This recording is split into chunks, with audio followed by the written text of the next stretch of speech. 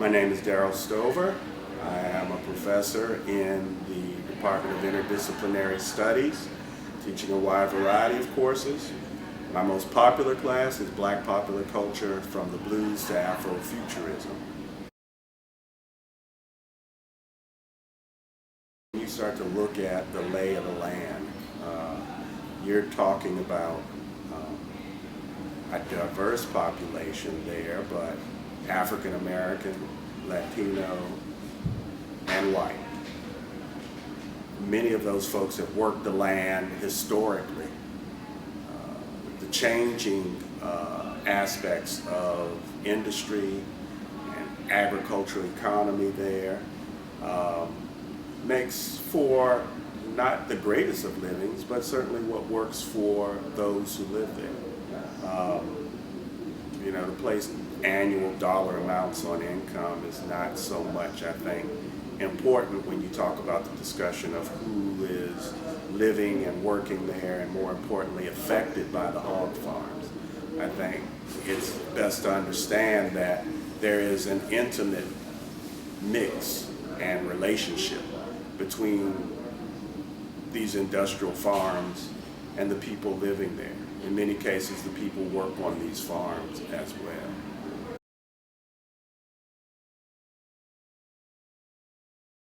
Certainly, yeah, nobody's going to put a hog farm up near a new ritzy subdevelopment. The builders aren't going to allow that. The people living there aren't going to allow that. That's about money. On the other hand, it's about commerce. And so when you start to look at decisions being made that don't take into account African Americans and others of certain socioeconomic classes, when one moves forward and creates a large hog farm operation, those issues are certainly based on a certain insensitivity, a certain devil-may-care attitude, a certain, well, this takes priority over that. This commerce takes priority over people. And so when we start to look at how this unfolded, yeah, there was a certain level of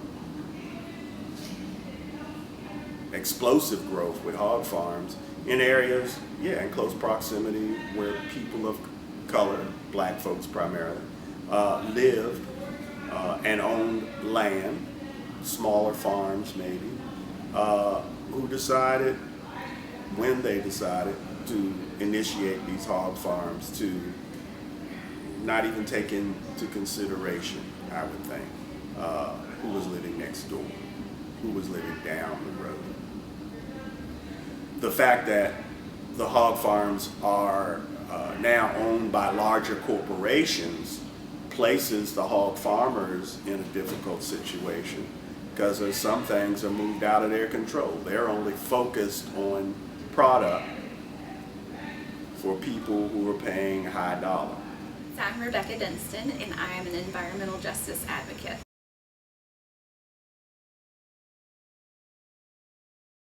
So the hog farms do have some regulations, and there's a variety of them. Any of the big CAFOs are supposed to have annual inspections. They're also supposed to have a waste management plan as well that is certified and approved by inspectors in that industry. So those are some of the policies that are in place to protect the land and the people around. Okay, so the Ag-Gag law in North Carolina is a law that allows the companies, so these big facilities, to sue employees that file any complaints in which proprietary information is disclosed. So essentially, if an employee wanted to report any animal cruelty, any safety violations, or any type of illegal dumping of the contaminants, this law allows the company to sue that individual.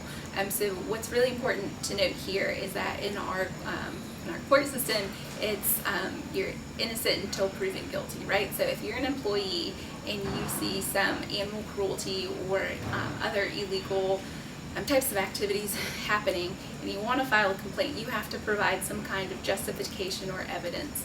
And so this law essentially says if an employee was to file one of these complaints and have any evidence, that the company can then turn around and sue them.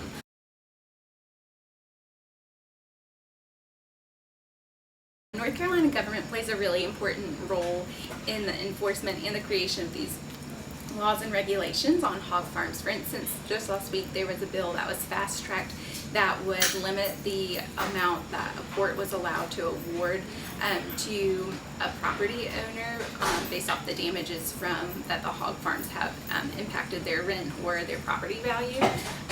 And so again, it's the folks that we elect have control over this. So it's really important during elections that we're well aware of who we're electing and where they stand on environmental, health, and justice issues. I'm PJ Lohide. I went on the ASB Environmental Justice trip to Eastern North Carolina.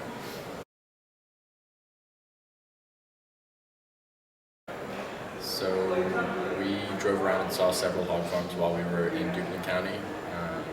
We saw mostly the buildings just because they're a very private industry. And the most common form of waste removal there is lagoon spray fields, where they kind of collect the waste from hogs in these large lagoons. They're kind of diluted with water and then sent to sprayers and sprayed on the fields as kind of like a fertilizer.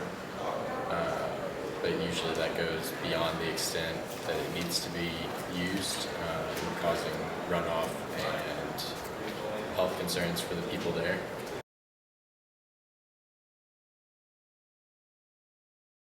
So Devin told us this one story where he had called in anonymously to report one of the many violations that go on at hog farms. It might have been that they were spraying while it was raining, or they were spraying for too many consecutive days. I don't remember exactly, but he talked about how he called it in anonymously to the DEQ, the Department of Environmental Quality, and then got a call later that day from, I guess, the farmer on that farm, and it was somebody asking him who he was and why he was calling in this violation. And it was really strange because it was supposed to be anonymous, but apparently the DEQ had been giving his number to this farmer so that he could kind of continue that intimidation that I already talked about.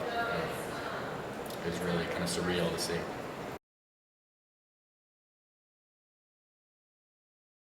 So Duplin County especially was predominantly black, and because, as Devin and Naima and Deborah Maxwell said, it was kind of the path of least resistance. People were uneducated and unable to kind of fight back against these large hog industries, needed work, and after the tobacco industry was failing, they kind of picked up on this easy money kind of system. Hello, my name is Jayna Sananikone.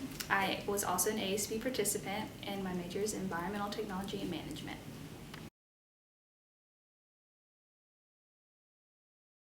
Previously, we discussed how different aspects of hog farms, including policy, race, and socioeconomic status, and environmental and health impacts, are affecting the community.